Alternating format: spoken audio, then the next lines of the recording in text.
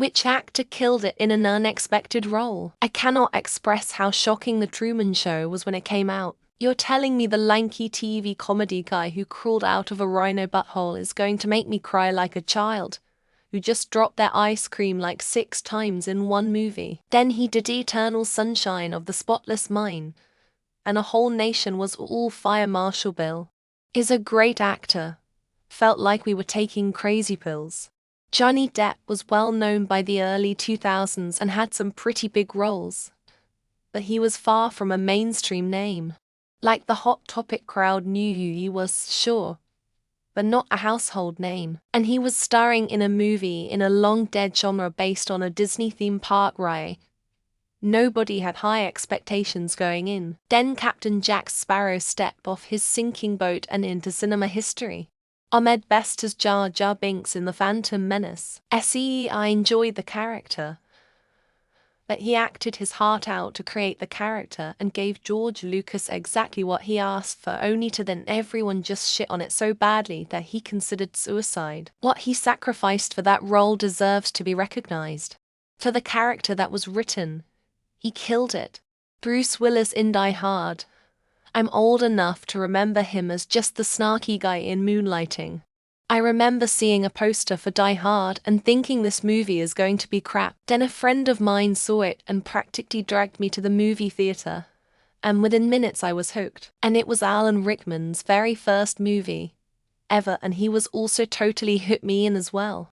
Will Ferrell in Stranger Than Fiction. I think Will Ferrell is one of those people who's just a version of the same character in every single thing that he's in, with the exception of Stranger Than Fiction. It's still a comedy, but it's super unlike anything else he's in. Also, John C. Reilly is in more serious movies than you'd think if you only know him from the goofy stuff. A lot of comedians actually do their best work when they're in a dramatic role. Will Ferrell's best ever performance was Stranger Than Fiction. Jim Carrey's was Eternal Sunshine of the Spotless Mind. Robin Williams's was ... Actually, Robin Williams was amazing in everything. The therapist he played in Good Will Hunting leapt to mind, but man is there a lot to choose from. Walton Goggins as the ghoul, Ella Purnell as Lucy McLean. HTTPS people. Conti HMBXJ10NNTQWXY6 Tilguffen for KTLHI 1500 by 0. Filters no upscale max pites 150,000 str. High CC focal 999 by 0 1001 by 2 in the Fallout TV show. Jim Carrey in The Truman Show. This was sort of during the time when some people were still saying he couldn't actually act in a serious role. I can't remember if Truman Show was before or after Man on the Moon. He had his serious phase where he was trying to prove his critics wrong. Deep cut after a weekend of going through the series. But Richard Pryor as Gus Gorman in Superman 3. For a poorly written slapstick superhero movie, somehow the comic relief villain being the real threat to Superman fits the tone for whatever it was they were going for. The bad cockroach alien guy from the first Men in Black. You all might not know this, but that was a real actor, not a possessed human by an alien cockroach, but a really well-known actor. LOL. Seriously, he doesn't get enough credit for that role. Heath Ledger as Joker. I honestly thought before the movie came out it will be a bad one to make him, and was more inclined to have Willem Dafoe. But the man blew the roof off with that performance of his when I saw the movie when it came out. Not sure it's exactly unexpected, but Morgan Freeman killed it in Shawshank Redemption. That introductory line about his red hair is lifted word for word from King's story just wasn't delivered ironically in the book. Arnold as the Terminator. No one expected him to be any more than a buff, kind of scary dude. He killed that role and helped make it into the household name it is today instead of just a one-and-done action movie.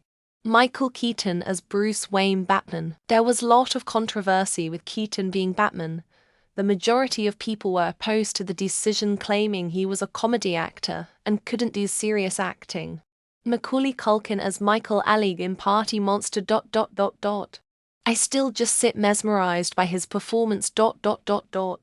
And then to be with Seth Greenwell is perfection. And I was never a fan of Macaulay ever. Matthew McConaughey in True Detective absolutely crushed it as Rust Cole. Up to that point, I always kind of thought of him as a rom-com guy. Sahara is also a guilty pleasure of mine. I think I was of the opinion that Joaquin Phoenix was an odd choice for the role of Johnny Cash until I saw his acting and heard his phenomenal voice sing these classics. Adam Sandler in Uncut Gems. I always hated his comedies, but he was sensational in that movie and was completely robbed of an Oscar. He deserved it for that one. Sacha Baron Cohen in The Spy. Excellent dramatic acting from someone who we only saw, up until that point, being Barra and wrestling naked with Azameth Bagatov. Heath Ledger as the Joker in The Dark Knight. When the casting was announced, everyone was flabbergasted. The blonde pretty boy from A Knight's Tale. Adam Sandler in Punch Drunk Love was absolutely perfect. I didn't take it seriously until I saw it, and I can't imagine anyone else in that role. Hugh Jackman as Wolverine. He was previously known for his theatrical performance as Gaston in Australia's production of Beauty and the Beast. The guy who plays Chet in the new Fallout show. Man, that guy is freaking rad. He nails his performance in every scene he's in. John C. Reilly in Chicago. I don't know that he does a single humorous thing in that role, but goddamn does he crush it entirely. Isn't the answer always Alec Baldwin in Glengarry Glen Ross?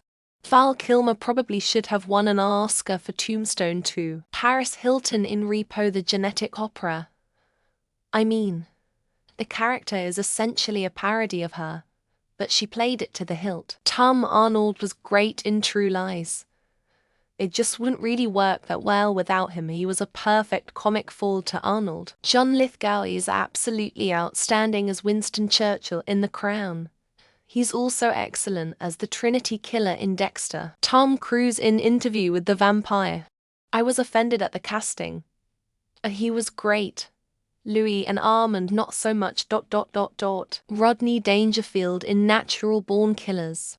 Not only was it a shocking departure, but it was shockingly well done by him. Bryan Cranston. I remember seeing the previews for BB and wondering how Malcolm's dad was going to pull off a meth dealer. Most people will not know who I'm on about, but Todd Stashwick playing Captain Shaw in Picard totally nailed that part. Channing Tatum in 21 Jump Street. At the time people weren't sure if he could be funny in a role, but he did kill it. I don't know how popular it is, but James Franco in 11.263.